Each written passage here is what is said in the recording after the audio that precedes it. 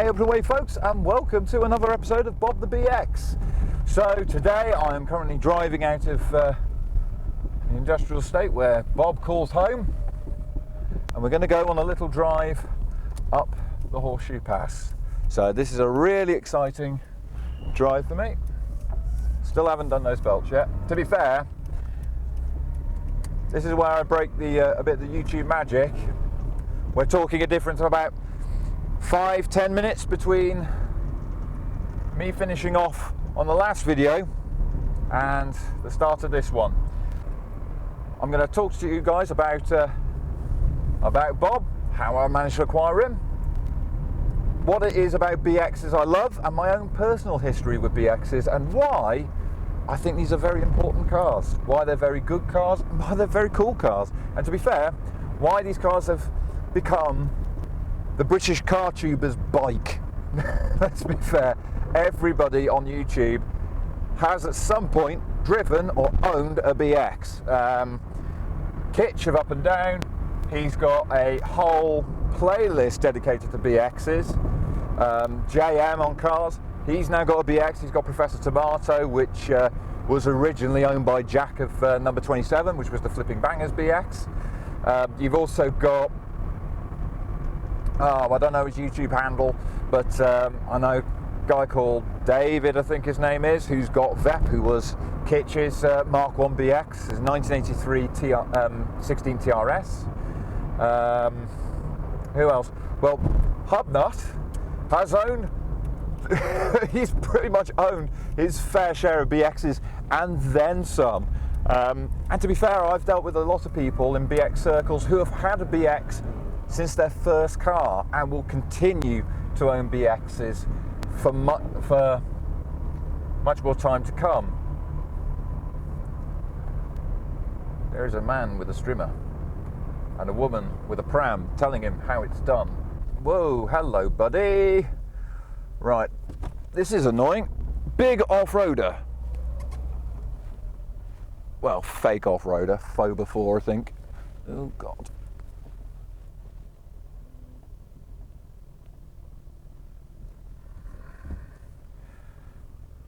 Mate, not being funny, you're driving a Range Rover. It's designed to go off-road, drive it in a field. But that said, that was an Evoque, which is a man bag on wheels. Right, there's a Honda CR-V about to come down here as well. Thank you. Right, off we go. Loads of people have covered the history on the BX because, quite frankly, it is a very interesting history. It was originally styled by Marcello Gandini of Lamborghini Countach, Lancia Stratos fame. Everybody knows that, so we'll get that out of the way immediately. It was designed by Citroen to be the replacement for the GS and GSA as their mid-size family car offering. The BX was a very interesting car from the design point of view because it was the first car that Citroen were developing with criteria specified by Peugeot. So the long and short of it was that 1974 Peugeot bought out Citroen, and the reason why was because Citroen was on the rocks financially and the French government hate redundancies, so they turned around to Peugeot and said, hey, you guys are doing really well, do you want to buy Citroen? And he went, sure, why not? What can possibly go wrong? And then 5 years later, the French government did exactly the same with Chrysler Europe, and Peugeot went, and that was simply because of the fact that Citroen were kind of fighting Peugeot all the way. But they were very adamant with the BX. They said that with the BX, it had to be designed under specific parameters. First of which, no more air-cooled engines. This had to be a car that was powered using engines and gearboxes from the Peugeot parts bin. Peugeot also specified that the car could be built with hydropneumatic suspension. However, the platform had to have the ability to be shared with other cars with conventional suspension. Another stipulation as well was that Citroen had to use as many parts from the Peugeot parts bin as possible. So Citroen took all this information on board and they went away. And then they came back and they fulfilled every single criteria set by Peugeot. Because Citroen were engineers, first and foremost. They weren't just car builders, they were car engineers. So they were given these briefs and they had to fulfill them. And they fulfilled all of them, which was amazing. The engines were all were all in the Peugeot stable. You have this, the suitcase engine, originally a Peugeot-Renault collaboration, and it's possibly the most Citroen engine that they could have put in one of these, to be honest. They also had the XU engines. I think the BX was one of the first cars to debut the XU engines. Later, of course, they would use the XUD engines, and they would also use the TU engines. What's even more fun was that the BX4TC, the rally car, used the 2.2 litre engine from the Peugeot 505 GTI Turbo, which was also used in the Matram Arena in 2.2 litre form, and originally started its origins in the Chrysler 180. It was a Simca engine. Amazing! But what about the rest of the car? Well, the platform of the car would later be used on the Peugeot 405, so that's another box ticked. And then, in terms of using as many parts from the Peugeot parts bin as possible, you don't really feel it on the interior, because when you've got this amazing dashboard with this rotating drum speedo, that is very clearly Citroen. But then you go to the rear of the car, the rear axle, it is effectively a Peugeot 305 estate rear axle. It was a very compact unit, and they could actually rejig it to use the hydropneumatic spheres without any problems. And also some of the componentry which would later find their way onto other cars as well. Like the front brakes, when I was working on these, I was surprised to notice it's very similar to the rear brakes on my Peugeot 306. Which is kind of incredible, really. But then the engineering didn't stop there. The car only weighs 900 kilos. It's a very light car. And they did that by using weight-saving techniques. So things like composite panels on the bonnet, the tailgate, the coverings on the C-pillars, bizarrely, and the bumpers were all made out of plastic or GRP to save on weight. Excuse me, guys, I'm currently being held up by a Tesla dual motor. I don't know which one it is, they all look exactly the same. But it's not as cool a car as this. Not by a long way. Off we go, off we go, off we go. Another surprising thing about this car as well is its aerodynamic efficiency. The BX has a drag coefficient, I believe, of 0.34, I think. It's only a couple of points away from the Ford Sierra, which, to be fair, I don't think anybody predicted that Ford's next Bogo family car was going to be quite as aerodynamically efficient as that.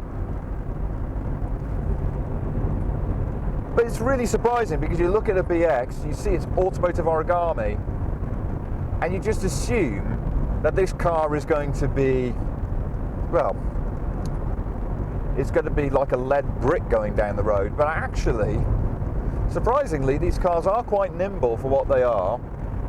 They're very light and they're very slippery through the air. This is the most aerodynamically efficient car I've got, which is incredible when you think that I've also got a Peugeot 306, albeit it's a cabriolet, and aerodynamically efficiency-wise they are terrible.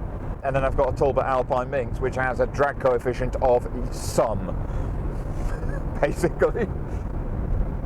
But surprisingly enough, my Jaguar XJ40 isn't that far behind one of these, which is really surprising. So that's the history out the way, how the BX came to be, and some of the things that Citroen did in order to be able to put the BX into production. So, what's my story? In the early noughties, when my family found themselves in hard times, my dad needed a car. He had a Rover 75, which was, well, it did well. That was a car that we bought when we were doing well.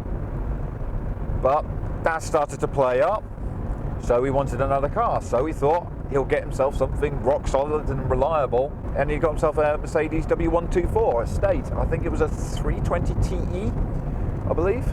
So it would be an S124, I expect. He got that car, and it had, well, there were 2 wheel bolts missing on each wheel, I'll put it that way. They were hanging on by a thread. And the car, well, it broke down when we were coming back from holiday. I'll put it that way. The alternator completely gave out. We had to be towed back to our farm behind a friend's tractor. But he got rid of that car because it was starting to become very troublesome and become very expensive to maintain. And then my dad was offered a Citroen BX. And he bought it for 200 quid. It was a black Mark II. I can't go into the details about what model it was, but I suspect it was a TZD. That's what I expect anyway, because I don't remember it having the transparent C-pillars. I remember it having the big spoiler on the back. But I don't really remember an awful lot more about that car. But one thing I do remember was that it stuck with me. My brother and I, we always used to fight about who would get into the front seat on the school run. When my dad had the BX, we didn't care. In fact, if anything, we preferred being in the back because, well, when the car lifts, that's where you really felt it. You felt the car rise from the back. And we just thought it was the coolest car in the world. When you were at school, you used to play whose dad was better. You know, it was and it being Scotland, it was, well, it was sometimes my dad would battle your dad, that sort of thing. But when it came to cars, the BX gave me bragging rights because you'd have the kid whose dad was doing very well, would have a BMW 5 Series, and he'd go, oh, my dad's car could do 150 miles an hour and could hit 60 in less than 8 seconds. This was about 20 odd years ago, so the bragging rights, you know, anything that was less than 20 seconds was pretty damn quick. And then you'd have the farmer kid, and he would go on about how his dad's car, how that could ford its way through a river and it can climb anything and it would never get stuck. And then there was me, and I would say my dad's car goes up and down like one of those American lowriders. And that was cool. That was cool. When you were 10 years old, this was the coolest car in the world. I mean, yeah, you'd have some kids who were fascinated with Lamborghinis and Ferraris and whatnot, but I remember I loved that car. And also, what was funny about that car as well, whenever we were done with a car, that was it. It was done. We used it as a part exchange to get something else, and we'd move on. The BX didn't move on though. The BX stayed in our farmyard pretty much right until we moved down south, down to Cheshire, in about 2006, I think it was. Yeah, it was 2006. It's just amazing. That car lingered, and it stayed fresh in our minds. Even my brother, that car is still really fresh on his mind. And bear in mind, my brother, he isn't as obsessed about cars as I am. But he remembers that BX, and he remembers just how special that was.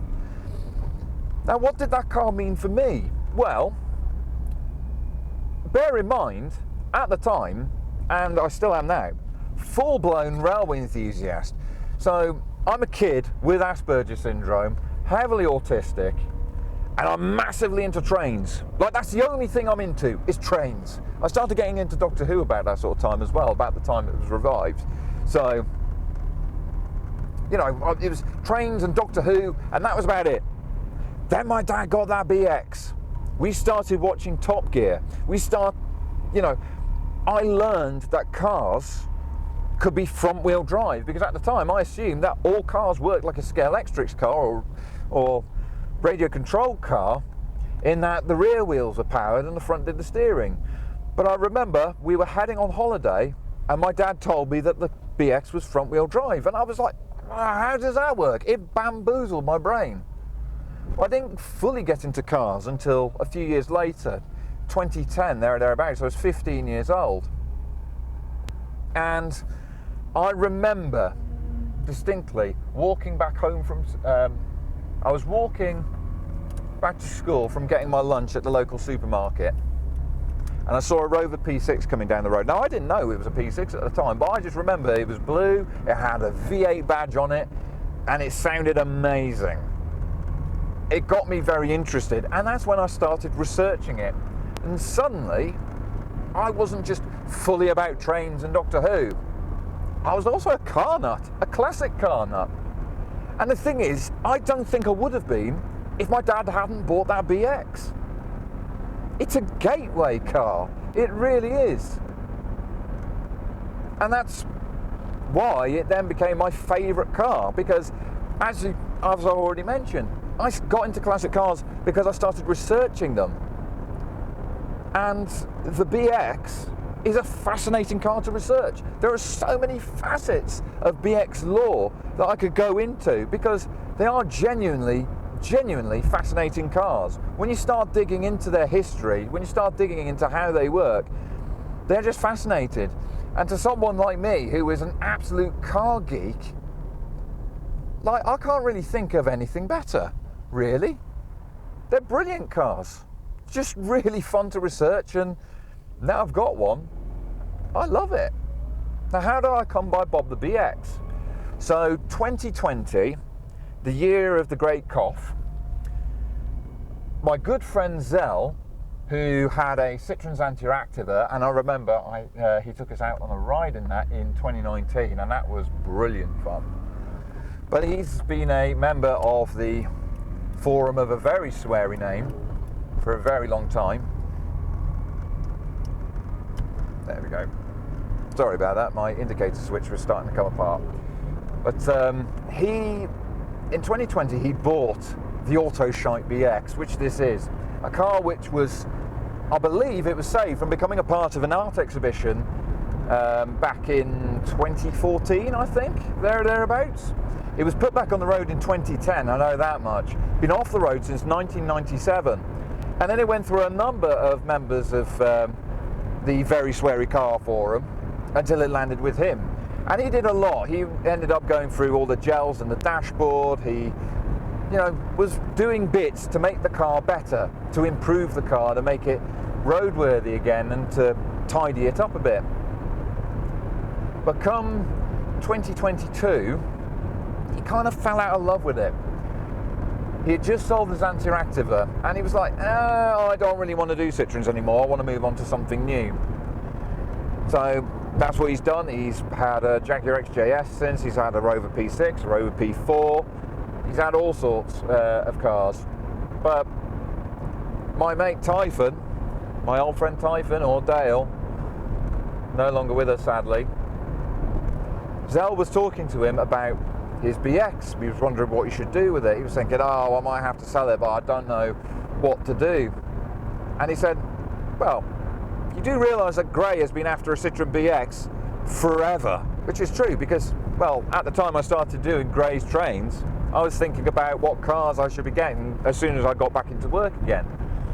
And the Citroen BX was top of my list. Specifically what I wanted was a BX 17 TZD turbo diesel estate in white. That's specifically the BX I wanted. But I was also very open to potentially having a BX GTI. Not necessarily 16 valve, although 16 valves are very, very cool. But I would have been very happy with an 8 valve.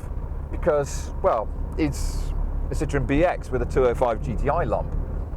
And what's not to love about that? But that was the specific models that I wanted.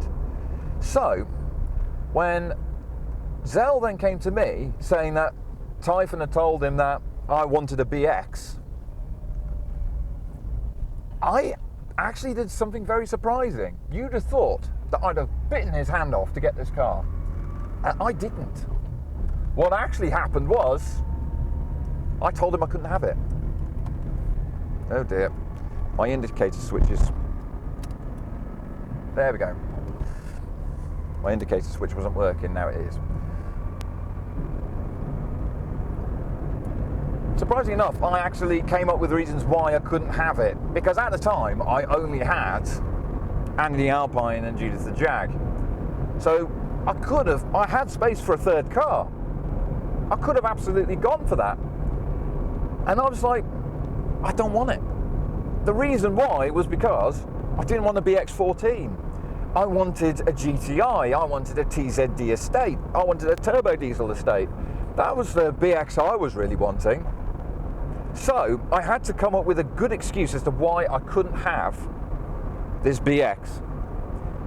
And what I did was I tried to buy a Renault 25 instead.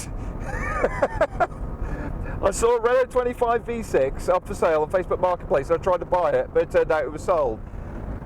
So when that fell by the wayside, I then decided, okay, I'll go and take a look at this BX. But I knew fully damn well what was going to happen. I was going to turn up, I was going to see the suspension go up and down, and I was going to buy it. And that's exactly what happened. I went down there, we negotiated a price, and I bought it. And then it wasn't until after Typhon passed away, after his funeral, that I got the car transported home. Well, not necessarily home.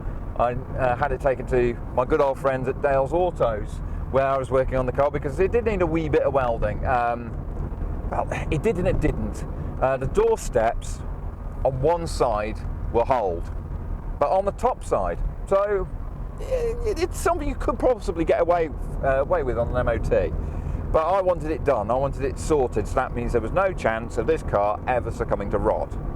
So both sides were done, that was that, and in the meantime I was sorting out this car's foibles. So it had things like a leaky pipe, which was the brake feed to the rear axle, so I did that. I got that BX part. What was brilliant was that I went on BX part, they didn't have anything listed for a right-hand drive BX with no ABS.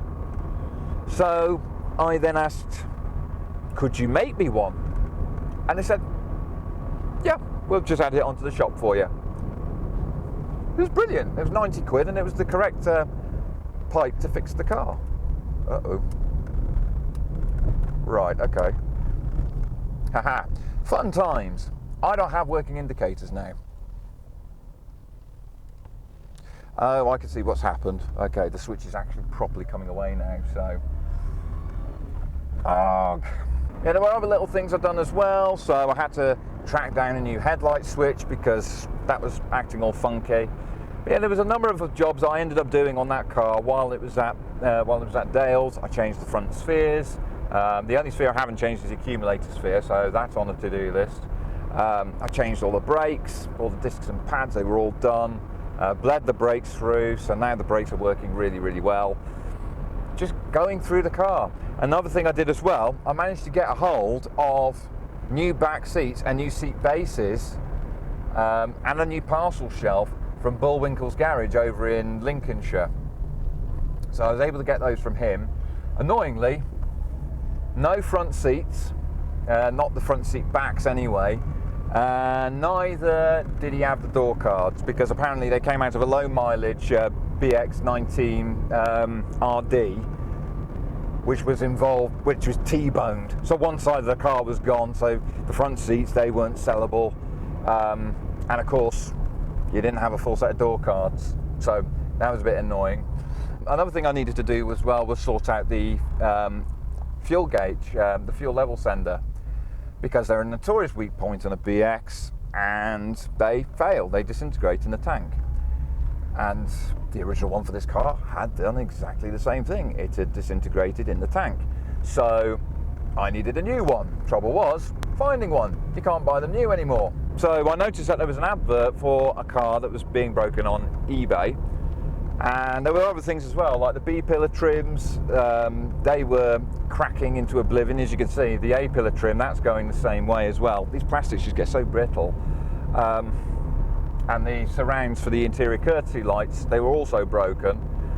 So I had to sort those out if I could. And this car had all those bits. Apparently it was a car that was driven on the road and the rear axle mountings had gone, so the car went over a humpback bridge and then the rear just gave way completely. So thankfully all the things in the interior were in good nick. And one thing it did have were these seat belts. Now there was a particular reason why I opted for these seat belts. So this car came with them all black. For me, that's not a proper BX seatbelt. A proper BX seatbelt are these checker ones.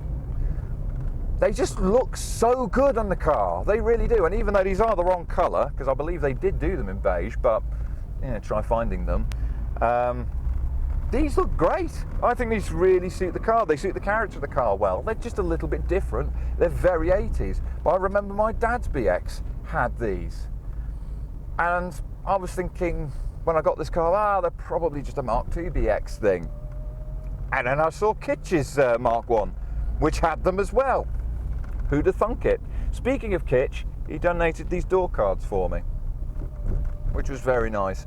The rear bumper, originally this car had a Mark II rear bumper put on, and my good old friend Tim, he happened to have a new old stock one in his barn. So I went and picked that up, and last year in November time I finally painted it.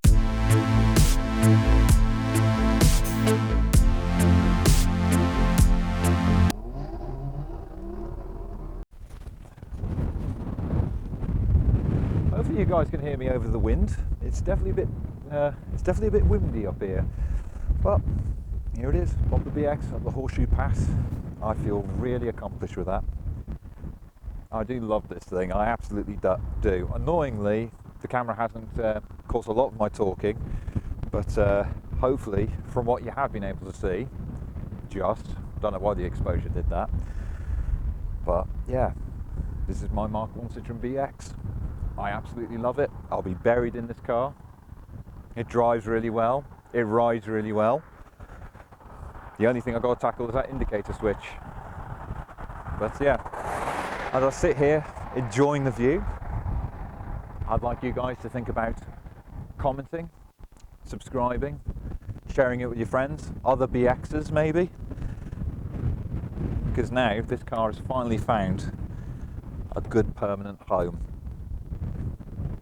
And I think that's a very special thing. So anyway, tiddly pipsky guys.